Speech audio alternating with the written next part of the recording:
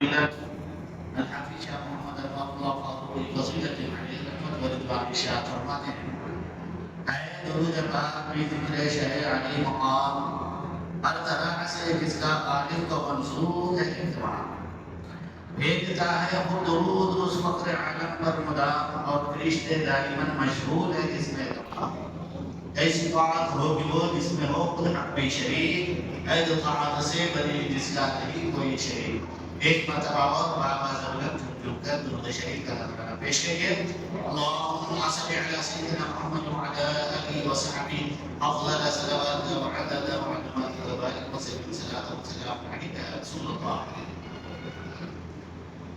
محترم سامعین کرام، جب آپ کے اور ہمارے سارے کائنات کے آقا مولا محمد مصطفیٰ احمد مصطفیٰ صلی اللہ علیہ وسلم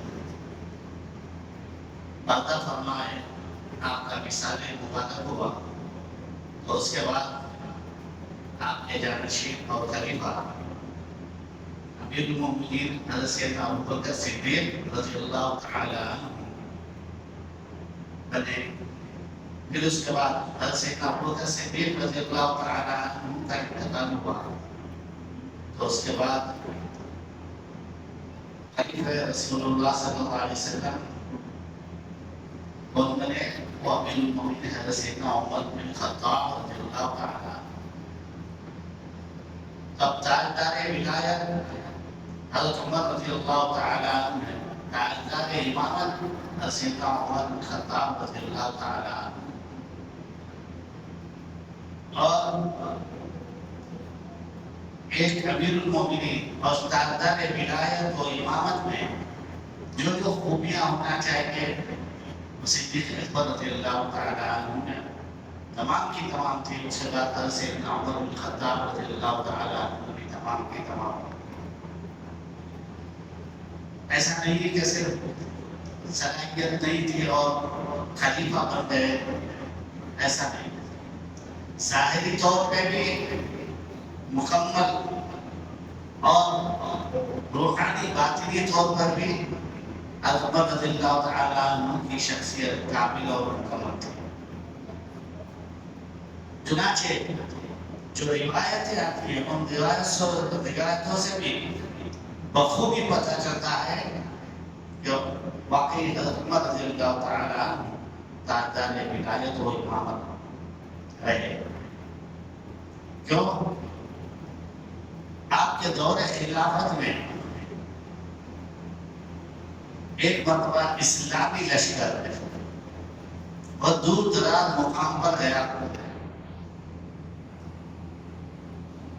اور امیر المومنین حضرت سیدنا عمر بن خطاب رضی اللہ تعالی عنہ منبر پر جلوہ فرما ہے، جمعے کا خطبہ دے رہے ہیں.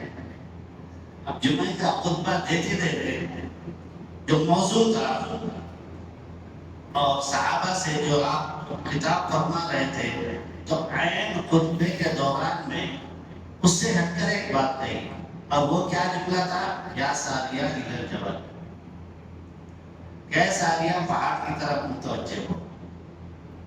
اور حضرت ساریہ رضی اللہ تعالی عنہ اس وقت جنگ شریک تھے اور اسلامی لشکر کے سپہ سالار تھے. سب مسلی مقتدی سب حیرت میں تھے کہ حضرت ساریہ تو یہاں پر نہیں ہے، کافی دور آپ تشریف لے گئے اور اسلامی لشکر کے سپہ سالار ہیں اور امیر المومنین نے ان کا نام لے لیا. بس سب خاموش رہے. پھر جب حضرت ساریہ رضی اللہ تعالی عنہ اسلامی لشکر کے ساتھ فتح یاب ہو کر آپ واپس تشریف لائے تو لوگوں نے ان سے پوچھا کہ کیا بات ہے کہ فلاں جمعے کے دن ایک خطبے کے دوران میں امیر المومنین حضرت سیدنا عمر بن خطاب رضی اللہ تعالی عنہ نے تمہارا نام لے لیا.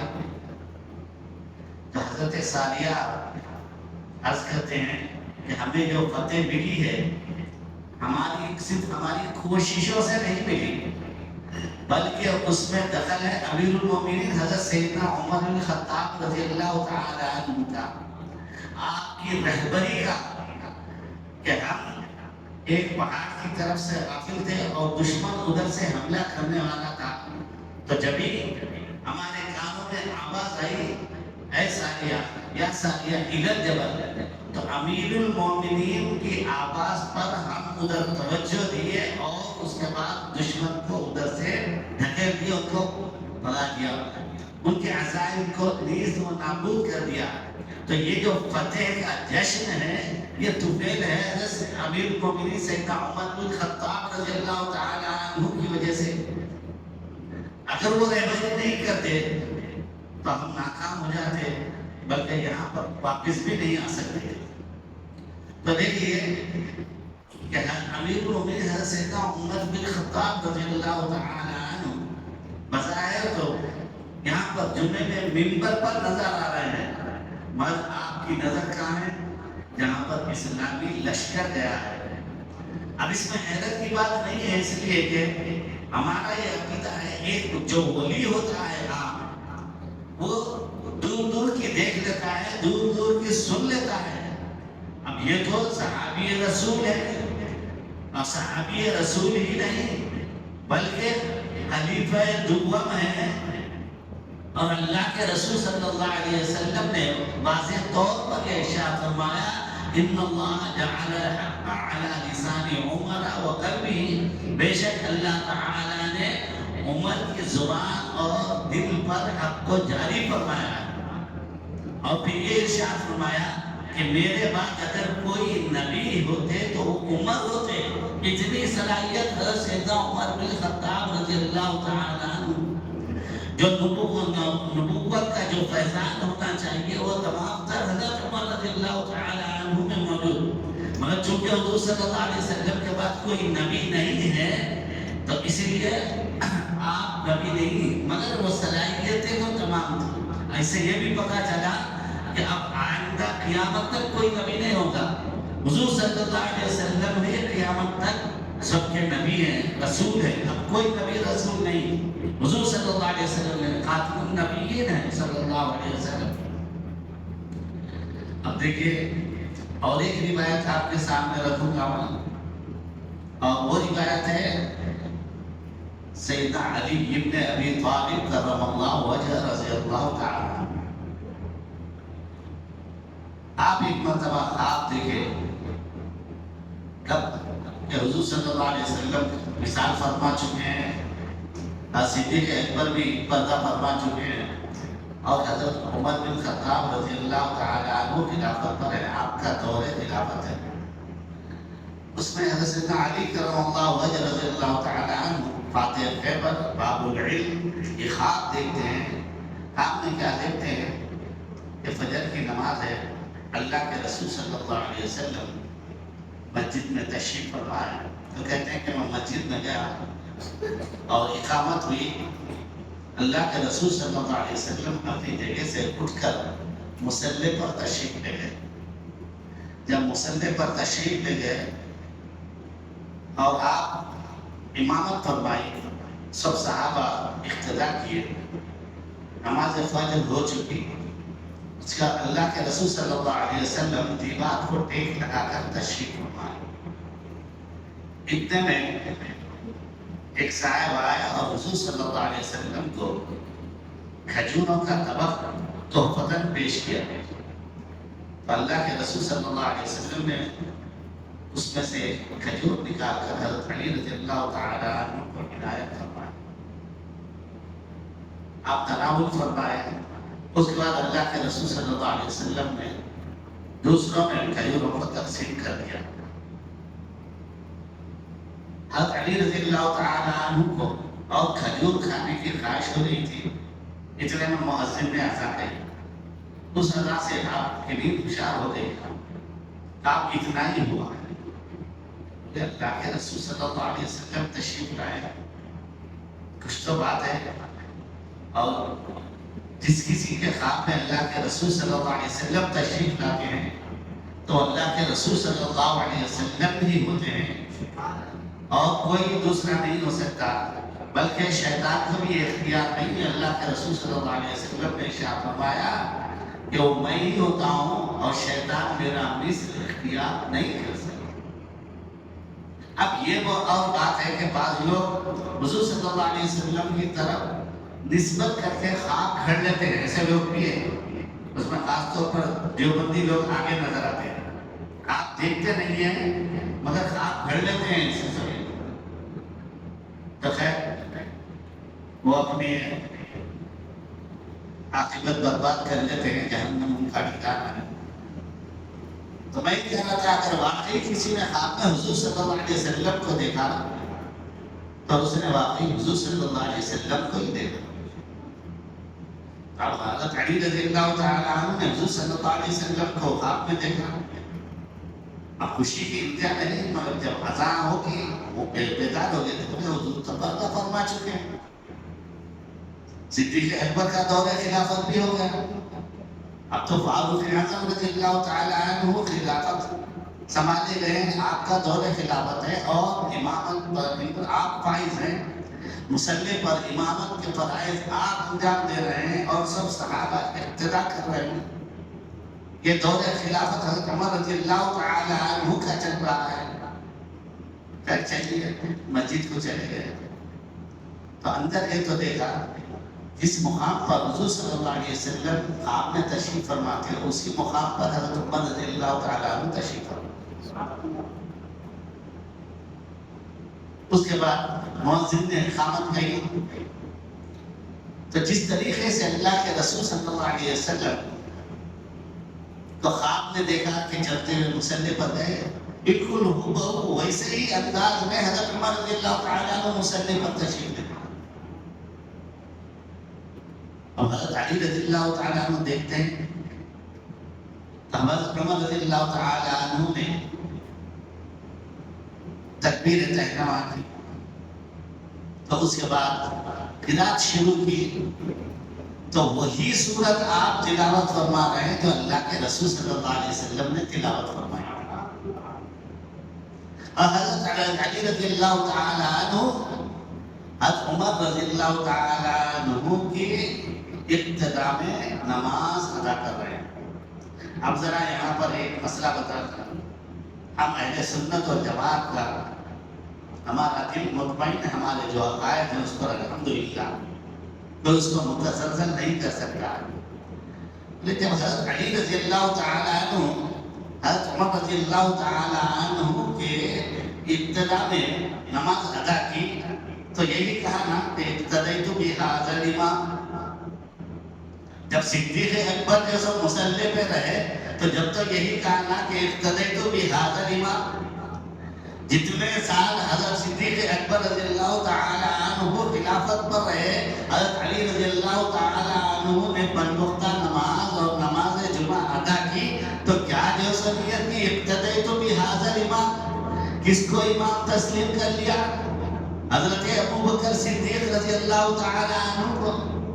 اور جب حضرت عمر رضی اللہ تعالیٰ عنہ کا دور خلافت آیا تو اب کس کی ابتدا میں نماز ادا کر رہے ہیں؟ حضرت عمر رضی اللہ تعالیٰ عنہ کی ابتدا میں نماز ادا کر رہے ہیں حضرت علی رضی اللہ تعالیٰ عنہ. اور نیت کا اقتدیت بہذا الامام کہ میں اس امام کی ابتدا میں کیا کہہ رہے ہیں؟ امام. حضرت عمر رضی اللہ تعالیٰ عنہ بھی 10 سال رہے خلافت پر. 10 سال نماز ادا کی حضرت علی رضی اللہ تعالیٰ عنہ. جب بھی جیسے نماز ادا کی کہا کہ اقتدیت بہذا الامام.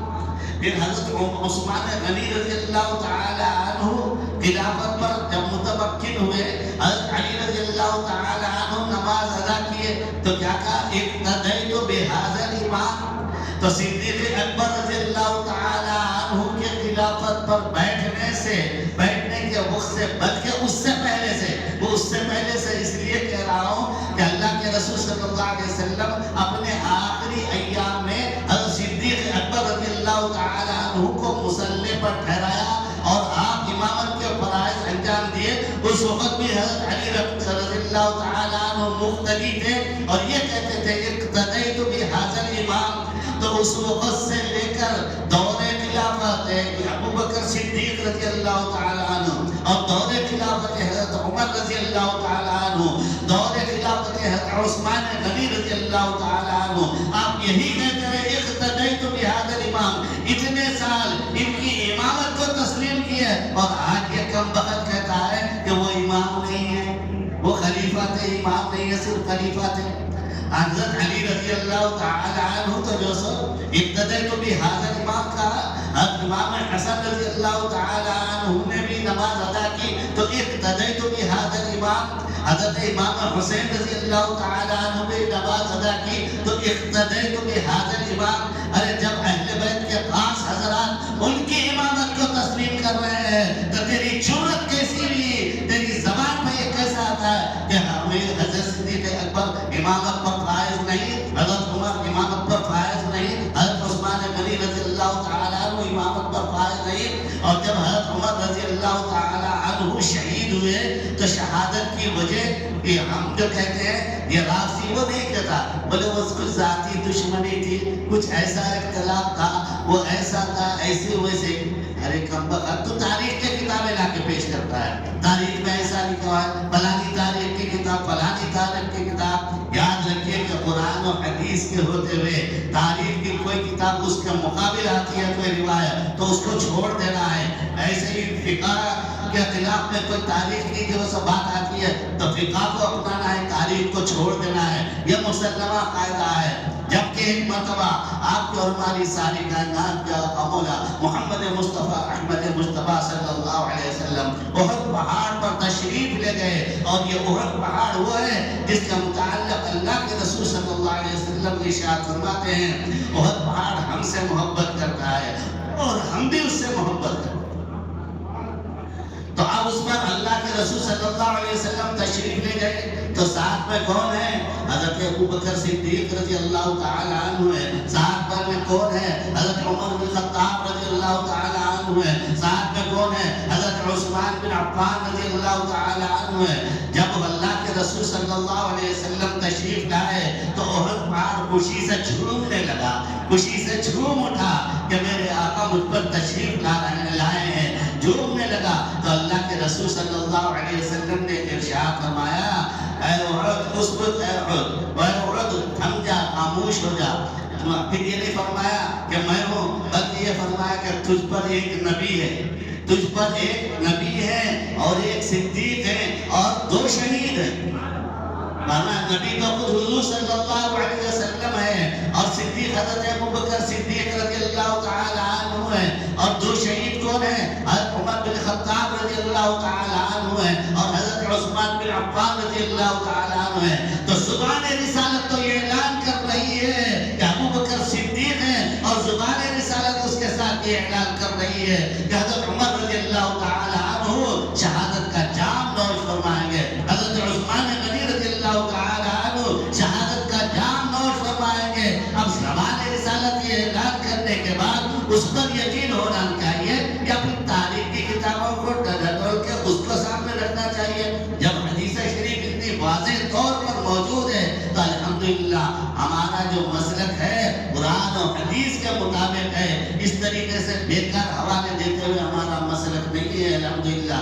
اس لیے ہم مطمئن ہیں کہ سب سے پہلے تاجدار امامت اور ولایت سرکار کے بعد حضرت ابوبکر صدیق رضی اللہ تعالیٰ عنہ رہے، اور اس کے بعد حضرت عمر بن خطاب رضی اللہ تعالیٰ عنہ رہے، اس کے بعد حضرت عثمان بن عفان رضی اللہ تعالیٰ عنہ رہے، اس کے بعد حضرت سیدنا علی کرم اللہ وجہ رضی اللہ تعالیٰ عنہ رہے۔ یہ کہتے ہیں کہ ان کی جو ہے امامت کو ہم تسلیم نہیں کرتے، ان کی فضیلت کو ہم تسلیم نہیں کرتے۔ حضور صلی اللہ علیہ وسلم کے بعد صدیق اکبر کی کوئی اہمیت نہیں ہے، حضرت عمر رضی اللہ تعالیٰ عنہ کی کوئی اہمیت نہیں ہے، حضرت عثمان غنی رضی اللہ تعالیٰ عنہ کی کوئی اہمیت نہیں ہے تو ہے صرف حضرت علی رضی اللہ تعالیٰ عنہ سے۔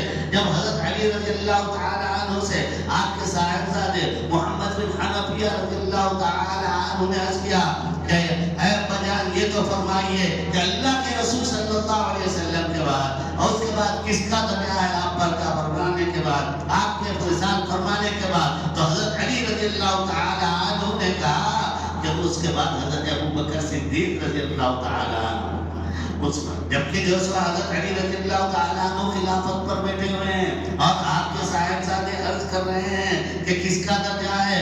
تو حضرت علی علی رضی اللہ تعالی عنہ نے کہا حضرت ابو بکر صدیق رضی اللہ تعالی عنہ کا ہے. بولے اس کے بعد کس کا ہے؟ بولے حضرت عمر رضی اللہ تعالی عنہ کا ہے. اس کے بعد کس کا ہے؟ حضرت عثمان غنی رضی اللہ تعالی عنہ کا ہے. کون فرما رہے ہیں؟ باب العلم فرما رہے ہیں. کون فرما رہے ہیں؟ فاتح خیبر فرما رہے ہیں. کون فرما رہے ہیں؟ حضرت سیدنا علی کرم اللہ وجہ رضی اللہ تعالی عنہ فرما رہے ہیں. کون فرما رہے ہیں؟ حسنین کے والد ماجد فرما رہے ہیں. امام حسن کے والد فرما رہے ہیں. امام حسین کے والد فرما رہے ہیں. کیا فرما رہے ہیں؟ کہ حضور کے بعد حضرت ابو بکر صدیق رضی اللہ تعالی عنہ، اس کے بعد حضرت عمر بن الخطاب رضی اللہ تعالی عنہ ہے، اس کے بعد حضرت عثمان بن عفان رضی اللہ تعالی عنہ ہے.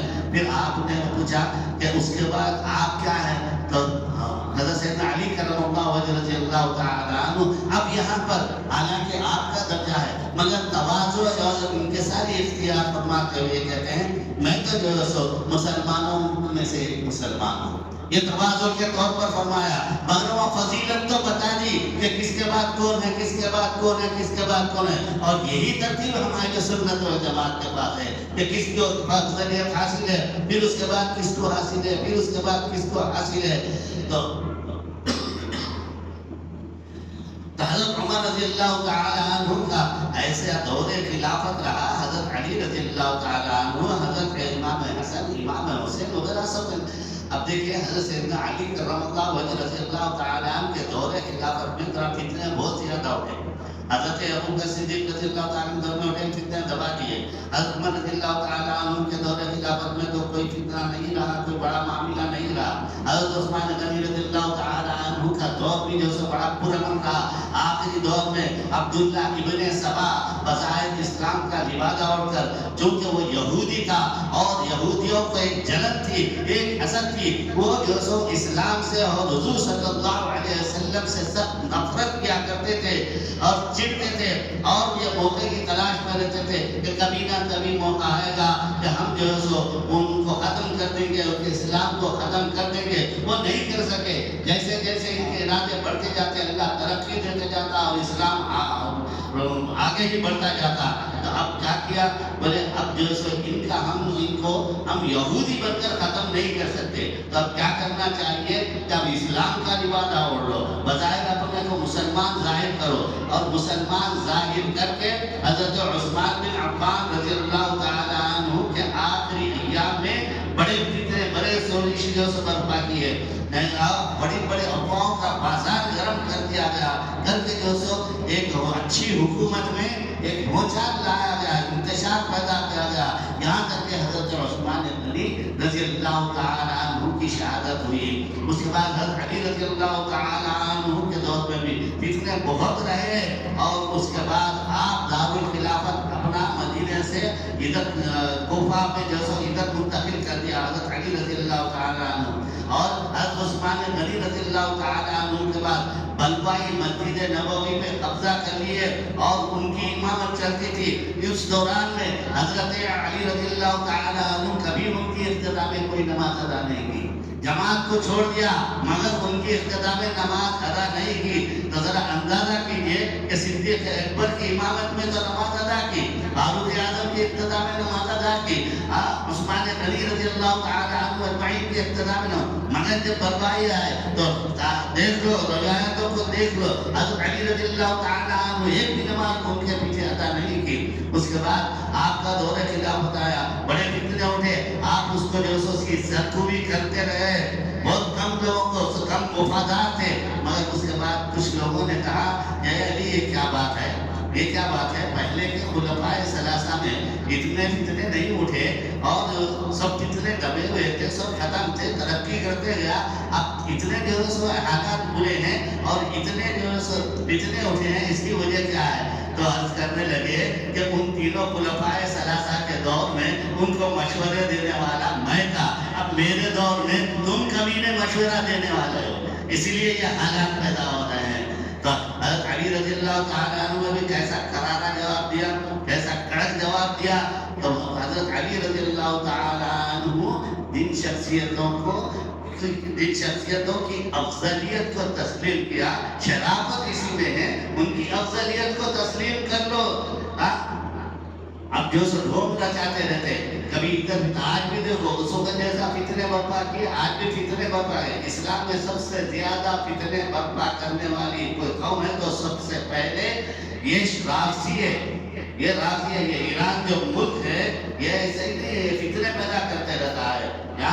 جہاں کہیں پر بھی سنیوں کی حکومت مستحکم ہوئی تو پھر سب سے پہلے اس کو متزلزل کرنے والا اور کھوکھلا کرنے والا کون تھا؟ یہ ایران ہی رہا ہے۔ عراق پر امریکہ کی جو مجال تھی کہ جو قبضہ کر سکے، یہی ایران کے جو سب پالک تھے کردیاں، انہوں نے جو ہے سو وہاں پہ بغاوت کی اور بغاوت کر کے جو ہے سو منافقانہ چال چل کے ایک اچھی حکومت کو جو سو توڑ دیا۔ حضرت اپنے صدام حسین کو شہید ہونا پڑا۔ ایسے کئی مثالیں موجود ہیں۔ آج لوگ کہتے ہیں کہ اسرائیل پر بمباری کر رہا ہے تو خوش ہو رہے ہیں، ہاں ایران کیا ہے، ایران کیا ہے، ارے ایران کی تاریخ اٹھا کر دیکھو۔ اب ان کی جو لڑائی ہے وہ اپنے بزنس کی لڑائی ہے، وہ مسلمانوں کے لیے نہیں ہے۔ اگر مسلمانوں کے لیے ہوتی، فلسطین والوں کے لیے ہوتی تو کبھی کہیں جو پیش قدمی کرتا تھا، بالکل خاموش رہا۔ جب اپنے اوپر مسائل گرے تو پھر اس کے بعد جواب دینا شروع کرا۔ تو یہ سب ڈھونگ رکھ جانے والے ہیں، ان کے بعد ان کے جو سو اس میں ایسے حالات سے ہم متاثر نہیں ہونا چاہیے۔